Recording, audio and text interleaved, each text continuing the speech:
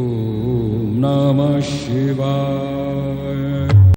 राम और रावण। रावण को चाहने वाले केवल उसकी भक्ति देखते हैं, उसका अहंकार नहीं।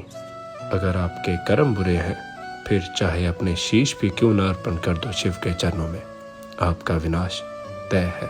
हर बड़ी बुराई पर छोटी से छोटी अच्छाई की जीत हो। विजयदशमी की आप सबको बहुत बहुत बधाई हो। 30वां अध्याय सृष्टि रचना क्रम। सूची बोले, इस प्रकार से सृष्टि की रचना होने लगी। तब प्रजापति ने भी आयुनुजा शत्रुपा नाम की पत्नी प्राप्त की। शत्रुपा ने भी 100 दिव्य वर्ष प्रदन तपस्या करके ही तपस्वी पति प्राप्त किया। वही पुरुष स्वयंभू से पैदा होकर मनु नाम से प्रसिद्ध हुए। इन्हीं से एकतर मनुओं की मनवंतर संज्ञा कहलाती है। फिर विराट पुरुष से वीरका पैदा हुई। इसी वीरका से प्रियव्रत उत्तानपाद उत्पन्न हुए। धर्म की पुत्री सुनीत के साथ उत्तानपाद का विवाह हुआ, जिससे परम तेजस्वी ध्रुव उत्पन्न हुए। उन्होंने 3000 वर्ष तक कठोर तपस्या की, जिससे ब्रह्मा जी ने ध्रुव को सप्तऋषियों से भी ऊपर का स्थान दिया। ध्रुव के 2 पुत्र हुए, जिनकी पुष्टि तथा धान्य नाम था। पुष्टि की पत्नी सनुत्था हुई। उससे रिपुंज, विप्र, नृकल, वृष, तेजा नामक 5 पुत्र हुए। रिपु से चाक्षुक नामी प्रसिद्ध हुआ। पुष्करण पत्नी से चाक्षुष ने वरुण पुत्र उत्पन्न किया। अग्नेय नामक भ्राया से परु ने 6 पुत्र पैदा किए।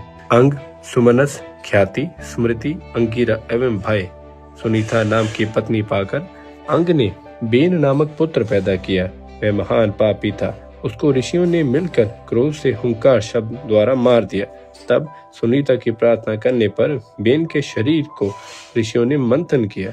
बेन के दक्षिण हाथ के मंथन से पृथु राजा की उत्पत्ति हुई। वह पृथु विष्णु के अवतार थे। धनुष लिए कवच पहने सूर्य के समान तेजधारी थे। यह पृथु पृथ्वी पर आदि राजा हुए हैं।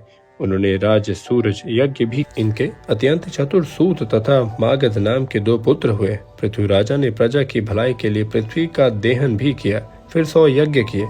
उनके 2 पुत्र विजिताश्व, हर्षव नामक भी हुए, जो जगत प्रसिद्ध थे। शिखरंडनी द्वारा प्राचीन वरी जन्मा। इसने वृक्ष की कन्या वीरवर्णिनी से विवाह किया। उसी से दक्ष प्रजापति की उत्पत्ति हुई। ये सोम अंश से थे। फिर दक्ष ने मन द्वारा चर अचर 2 पैर वाले तथा 4 पैर वाले जीव पैदा कर दिए। फिर मैथुन सृष्टि रचने लगे। वीरण प्रजापति की वीरनी कन्या से विवाह कर लिया। हर्षव नामक 10,000 पुत्र उससे उत्पन्न किए। ये ही नारद के उपदेश से वैराग्य को प्राप्त हुए। इसे सुनकर फिर दक्ष ने शवलाशव नामक 10,000 पुत्र